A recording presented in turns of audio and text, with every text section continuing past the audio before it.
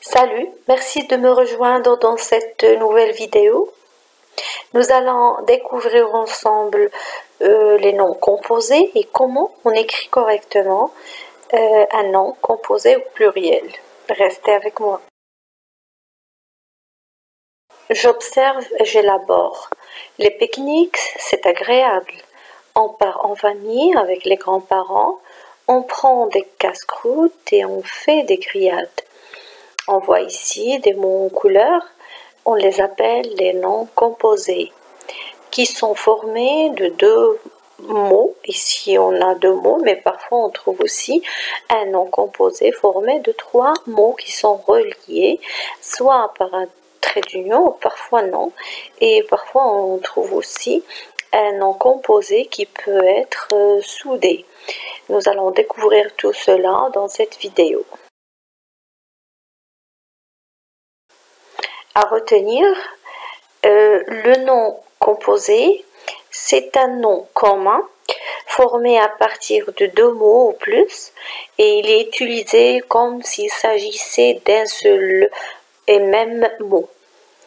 Donc, ce qu'on doit vraiment retenir, c'est que le nom composé, ou bien le mot composé, est une juxtaposition de deux mots qui forment un troisième qui peut être entièrement différent des deux premiers mots.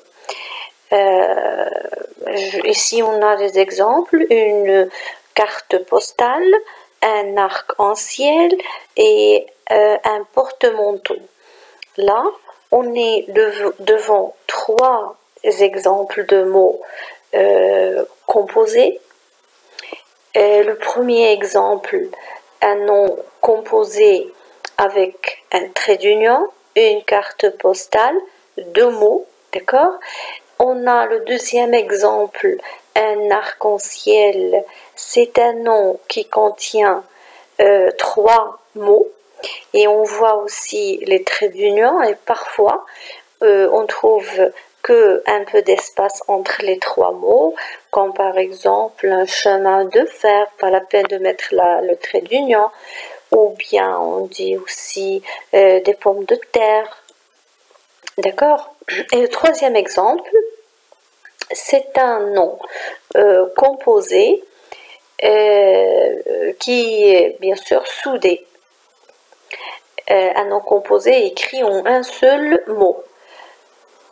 Et là, on a cet exemple-là, on a un porte-manteau, il y en a d'autres, par exemple, on a photocopie, on a aussi millefeuille, et porte-monnaie, etc.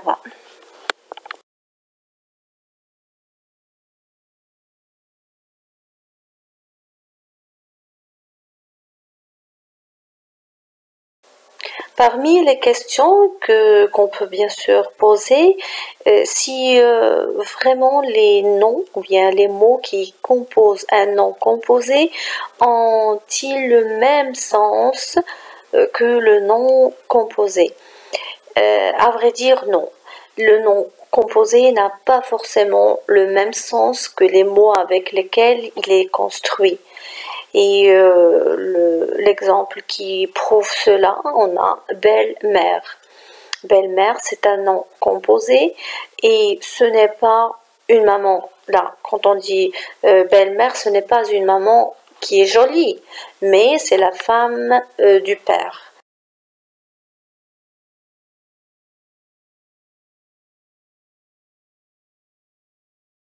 Une deuxième question qu'on peut aussi poser, comment le nom composé est-il construit? Là, on a déjà vu bien sûr quelques exemples et on va ajouter d'autres. On a le nom composé, on a tout d'abord quatre manières différentes. Soit en soudant les mots, et on a déjà vu tout à l'heure quelques exemples, et voilà un autre, bien d'autres exemples. On a tournevis et bonhomme. Et la deuxième manière, c'est en mettant un espace. On écrit chaise-longue ou bien compte rendu. Ce sont des noms composés, mais on a seulement un petit espace entre le premier mot et le deuxième. Troisième manière, c'est en mettant des traits d'union. Et là, on a porte-monnaie, après-midi, etc. Il y en a plusieurs. Et dernière manière, c'est en reliant par une préposition. Et là, on a machine à laver, passage à niveau, et il y en a beaucoup à vrai dire, va-et-vient, on a centre-ville, garde-manger. On ne peut pas vraiment citer tous les noms composés, il y en a beaucoup.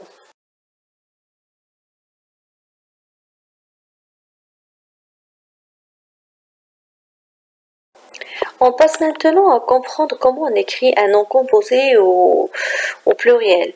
Regardons ces exemples. On a un grand-père, des grands-pères. Les deux mots contiennent la marque du pluriel. Un tire-bouchon, des tire-bouchons.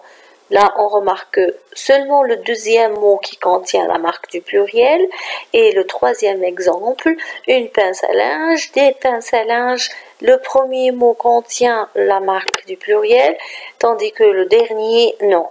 Alors, comme règle générale, seuls les noms et les adjectifs peuvent se mettre au pluriel. C'est pour cela on a grand-père, adjectif plus nom, on a ajouté la marque du pluriel, bien sûr à l'adjectif et au nom. Dans le deuxième exemple, tire-bouchon, tire c'est un verbe, bouchon c'est un nom, donc on lui a ajouté la marque du pluriel.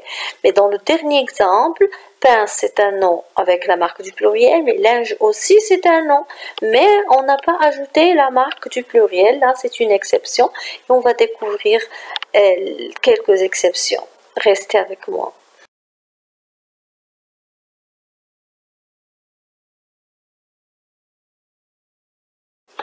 Donc, d'une manière générale, comme je l'ai déjà cité, les noms s'accordent, les adjectifs s'accordent aussi, mais les adverbes, les verbes et les prépositions ne s'accordent jamais.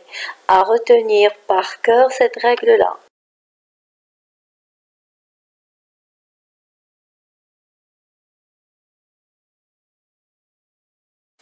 Parmi les exceptions, lorsque le nom composé est formé de deux noms unis par une préposition, seul le premier nom, en général, s'accorde.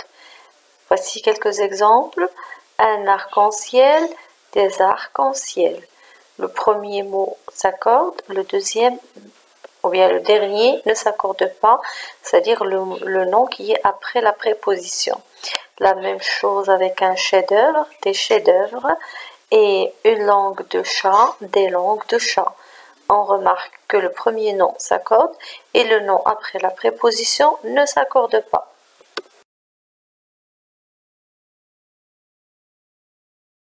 Voici une autre remarque. Dans un nom composé au singulier, le sens peut imposer le pluriel du second mot. Exemple, un porte-clés. Là, on est devant un objet permettant de porter plusieurs clés. Au pluriel, on écrit des porte-clés. On n'ajoute pas le S au premier mot car c'est un verbe.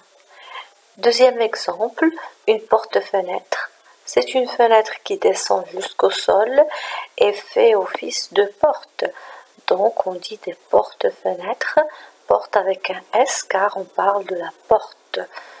Et voilà, donc le sens impose aussi l'ajout de la marque du pluriel. Merci de votre attention et bon courage.